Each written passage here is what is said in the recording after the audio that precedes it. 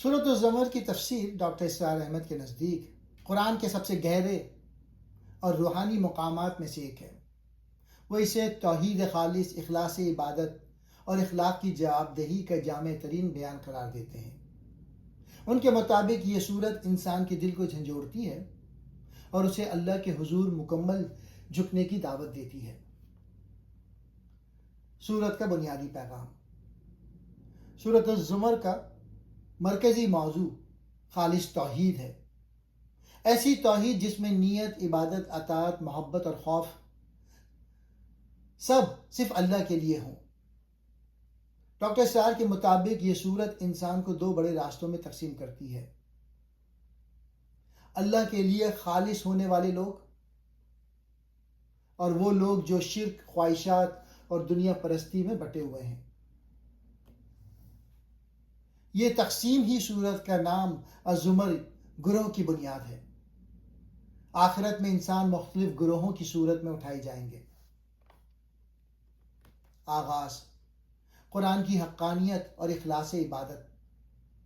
سورت کے شروع میں اللہ اعلان کرتا ہے کہ یہ کتاب غالب اور حکمت والے رب کی طرف سے نازل ہوئی ہے۔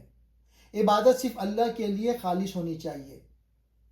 شرک کرنے والے کہتے ہیں کہ ہم بتوں کو اللہ کے قریب ہونے کے لیے پوجتے ہیں۔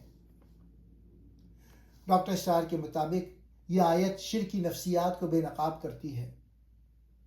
شرک ہمیشہ کسی نہ کسی سفارش یا وسیلے کا نام پر ہوتا ہے۔ توحید اور شرک کا فرق۔ ڈاکٹر اسرار اس صورت میں توحید اور شرک کے فرق کو بہت وضاحت سے بیان کرتے ہیں۔ توحید اللہ کے سامنے مکمل جھک جانا، شرک اللہ کے ساتھ کسی کو شریک کرنا، چاہے نیت اچھی ہی کیوں نہ ہو۔ وہ کہتے ہیں کہ اس صورت میں اللہ نے بار بار واضح کیا ہے کہ خالص دین اللہ ہی کے لیے ہے۔ انسان کی کمزوری اور آزمائش۔ سورت انسان کی نفسیات کو بھی کھول کر بیان کرتی ہے۔ مصیبت میں اللہ کو پکارتا ہے، نجات ملنے پر بھول جاتا ہے، دنیا کی آسائش اسے غافل کر دیتی ہیں۔ ڈاکٹر اسرار کے مطابق یہ آیت انسان کو اس کی حقیقت یاد دلاتی ہے کہ اصل کامیابی ثبات اور استقامت میں ہے، نہ کہ وقتی جذبات میں۔ قیامت کا منظر اور انجام کار۔ سورۃ الزمر میں قیامت کے بہت طاقتور مناظر ہیں۔ زمین اور آسمان لپیٹ دیے جائیں گے، اللہ کی کبریائی کا اعلان ہوگا، مجرم گروہ دروازہ جہنم تک لائے جائیں گے، اہل ایمان جنت کے دروازوں تک عزت کے ساتھ پہنچیں گے۔ ڈاکٹر اسرار کے مطابق یہ مناظر انسان کے دل میں آخرت کی حقیقت کو زندہ کرتے ہیں۔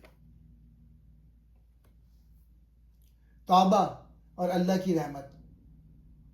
سورت کی سب سے مشہور آیت: اے میرے بندوں جنہوں نے اپنی جانوں پر زیادتی کی ہے، اللہ کی رحمت سے نا امید نہ ہو۔ ڈاکٹر اسرار اسے قرآن کی سب سے امید بھری آیت میں شمار کرتے ہیں۔ ان کے مطابق اللہ کی رحمت ہر گناہ سے بڑی ہے، مگر شرط یہ ہے کہ انسان سچے دل سے پلٹ آئے۔ سورت کا آخری پیغام۔ آخر میں سورت انسان کو دو راستوں میں تقسیم کرتی ہے: وہ لوگ جو اللہ کے لیے خالص ہیں، وہ لوگ جو گمراہی اور شرک میں ہیں۔ ڈاکٹر اسرار کے مطابق یہ تقسیم انسان کی پوری زندگی کا خلاصہ ہے۔